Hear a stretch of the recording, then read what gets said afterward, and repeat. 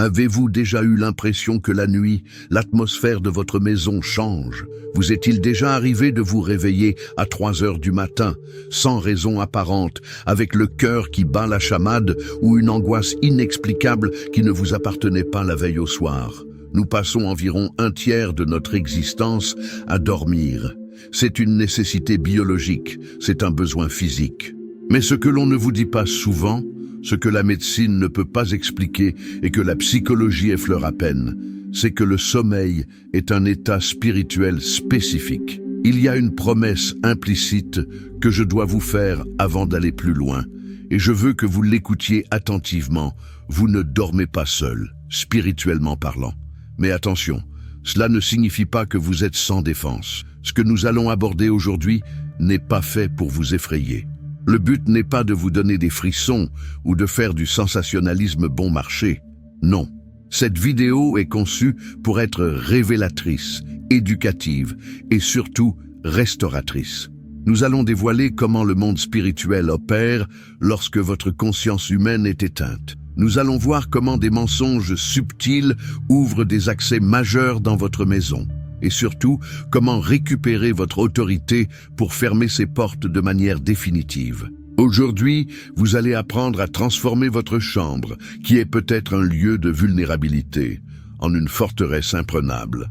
Avant de plonger dans cet enseignement vital, je vous invite à poser un acte simple mais symbolique. Cliquez sur le bouton « J'aime ». Cela aide cette vérité à atteindre d'autres personnes qui souffrent en silence.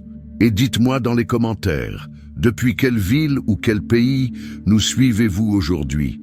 C'est toujours une joie immense de voir comment notre communauté s'étend aux 4 coins du monde. Êtes-vous prêt à reprendre le contrôle de vos nuits? Si oui, écrivez simplement « Je suis prêt » et commençons. Partie 1. Le sommeil, le moment le plus vulnérable de l'être humain. Pour comprendre la bataille spirituelle, il faut comprendre le terrain sur lequel elle se joue. Et la nuit, ce terrain, c'est votre esprit subconscient. L'idée centrale que vous devez saisir est la suivante. Le sommeil n'est pas une pause pour l'esprit, c'est un changement de fréquence. Lorsque votre corps s'endort, votre esprit rationnel ralentit. Cette barrière logique, celle qui filtre les informations, qui analyse, qui dit « ceci est vrai, ceci est faux », cette sentinelle baisse sa garde. C'est précisément pour cette raison que toutes les cultures anciennes, et particulièrement les écritures bibliques, ont toujours traité le sommeil comme un moment sacré, mais aussi comme un moment périlleux. Dans la parabole de l'ivraie, il est écrit que c'est pendant que les gens dormaient que l'ennemi est venu semer de mauvaises herbes parmi le blé. Ce n'est pas une coïncidence. Pourquoi les attaques spirituelles, les oppressions ou ces pensées étranges surviennent-elles souvent la nuit ou au réveil? Parce que l'être humain entre dans un état de vigilance réduite. Le monde spirituel n'a pas besoin que vous soyez conscient pour agir. En réalité, les entités malveillantes préfèrent que vous ne le soyez pas. Elles n'ont besoin que d'une chose, votre inattention. Avez-vous déjà remarqué que des décisions catastrophiques, des sentiments de dépression soudains ou des colères irrationnelles surgissent souvent dès les premières minutes du réveil? Vous ouvrez les yeux et vous vous sentez déjà vaincu. Comprenez ceci, ces sentiments ne sont pas apparus de nulle part. Ils ont été semés. Ils ont été implantés pendant que votre sentinelle rationnelle dormait. C'est là que commence la véritable compréhension de ce qui se passe chez vous. Partie 2. La maison comme extension de l'hôtel intérieur. Maintenant, élargissons notre regard. Si votre esprit est le champ de bataille, votre maison en est la forteresse. Mais dans quel état est votre forteresse? Il y a un enseignement profond que beaucoup ignorent. Une maison n'est pas simplement un assemblage de briques, de béton et de peinture.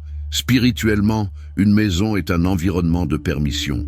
C'est une extension de votre hôtel intérieur. La maison reflète l'état spirituel de celui qui l'habite. Ce que l'on y dit, ce que l'on y consomme visuellement et auditivement, ce que l'on y tolère et ce que l'on y cache, tout cela crée une atmosphère. Et l'atmosphère n'est rien d'autre qu'un climat spirituel qui invite ou repousse certaines présences. Il faut briser un mythe ici. La sorcellerie, les esprits familiers ou les entités démoniaques n'entrent pas de force en brisant les fenêtres spirituelles de votre vie. Ils ne fonctionnent pas comme des cambrioleurs physiques. Ils fonctionnent comme des invités. Ils répondent à des permissions. Ils entrent parce qu'ils trouvent une correspondance entre leur nature et l'atmosphère de votre lieu. Pensez à votre quotidien. Les objets qui semblent inoffensifs mais qui sont chargés d'histoires occultes, les musiques qui tournent en boucle et qui glorifient la violence ou la trahison, les paroles de malédiction prononcées sous le coup de la colère. Cette maison est un enfer, je ne serai jamais heureux ici. Tout cela éduque les murs de votre maison. Les murs ont une mémoire, et lorsque la nuit tombe, l'atmosphère de la maison restitue ce qu'elle a absorbé durant la journée. Si vous avez nourri votre maison de chaos, elle ne pourra pas vous offrir la paix pendant votre sommeil. Partie 3. Ce qui se passe réellement pendant que vous dormez. Alors, concrètement, que se passe-t-il lorsque les lumières s'éteignent? C'est ici que nous touchons au cœur de la révélation, sans exagération, mais avec la froide vérité de l'expérience. Ce qui opère dans les ténèbres, sorciers, esprits impurs, ne cherchent pas nécessairement à vous faire peur avec des apparitions spectaculaires. C'est une stratégie de débutant. La véritable stratégie, la plus dangereuse, est l'influence silencieuse. Pendant que vous dormez, l'activité principale de l'ennemi est l'observation et la suggestion. Ils observent vos schémas émotionnels. Ils ont vu ce qui vous a irrité dans la journée.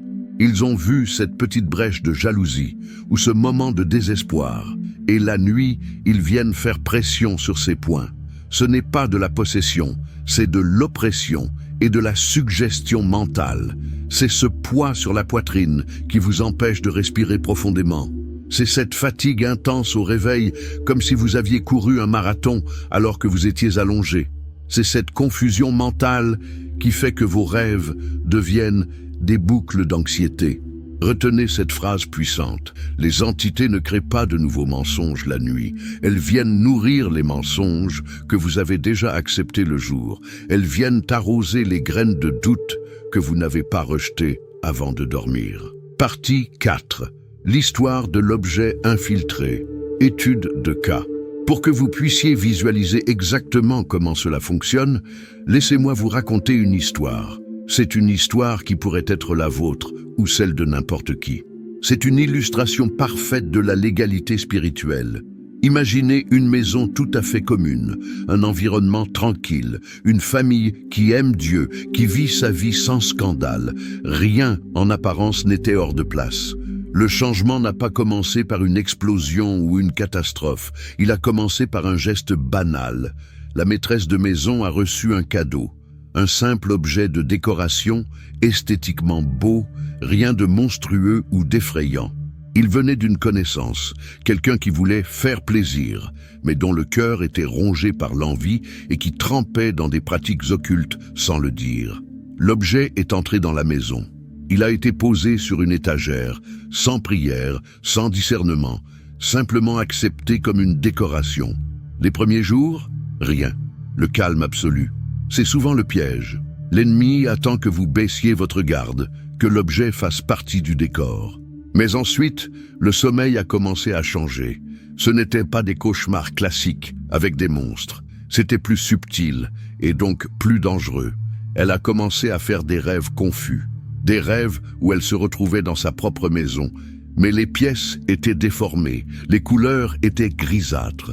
Dans ses rêves, elle voyait des présences dans les coins des pièces. Ces présences ne parlaient pas, ne l'attaquaient pas. Elles observaient. Juste cela. Elles étaient là comme des gardiens silencieux d'une prison invisible. Elle se réveillait avec l'impression de ne pas avoir dormi, comme si sa nuit avait été occupée par autre chose. Le jour, la vie suivait son cours, mais dès que le soleil se couchait, la maison semblait plus silencieuse que la normale. L'air devenait plus dense, le couloir vers la chambre semblait plus long. Une sensation constante d'être surveillée s'installait. Ce n'était pas explicite, ce n'était pas dramatique. C'était une usure continue. L'objectif de l'ennemi n'était pas de la terrifier pour qu'elle prie, mais de l'habituer à cette lourdeur pour qu'elle s'éteigne. La révélation est venue plus tard. Le problème n'était pas la matière de l'objet, mais ce qu'il transportait. Dans le monde spirituel, les intentions laissent des traces. Les émotions intenses imprègnent la matière. Les objets peuvent devenir des points d'ancrage, des balises GPS pour les esprits. La maison n'avait pas été envahie de force. Elle avait été permise. Et les rêves n'étaient que le canal par lequel cette influence s'écoulait. Cette histoire est un miroir pour beaucoup d'entre vous. Beaucoup ne subissent pas d'attaque frontale, mais sont influencés chaque nuit, non pas parce qu'ils sont faibles, mais parce qu'ils n'ont pas appris à discerner ce qui entre chez eux. Partie 5. Le mensonge comme porte spirituelle. Revenons à l'enseignement. Si un objet peut être une porte, il y a une porte encore plus grande, plus large et plus destructrice. Le mensonge. C'est ici le noyau intellectuel et spirituel de notre discussion. Toute guerre spirituelle repose sur une chose, la vérité contre le mensonge. Satan est appelé le père du mensonge. C'est son seul matériau de construction. Un mensonge entretenu se transforme en structure spirituelle. C'est ce que la Bible appelle une forteresse.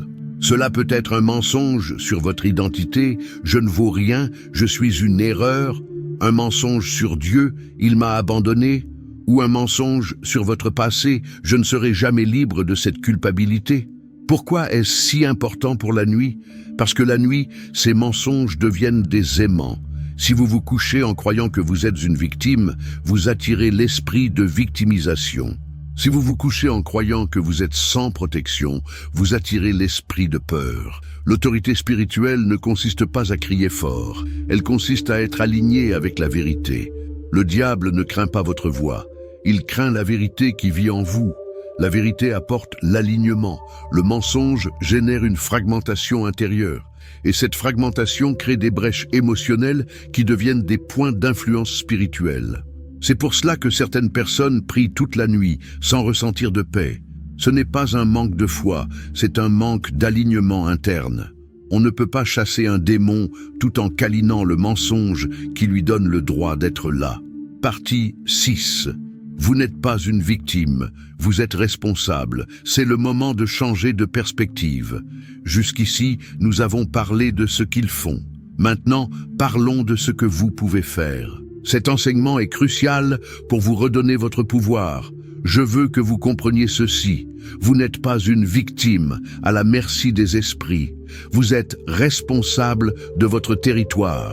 Dire que vous êtes responsable n'est pas une accusation, c'est une bonne nouvelle. Si vous êtes responsable, cela signifie que vous avez la capacité de changer les choses. Si vous étiez une victime, vous devriez attendre qu'un sauveur extérieur vienne tout régler.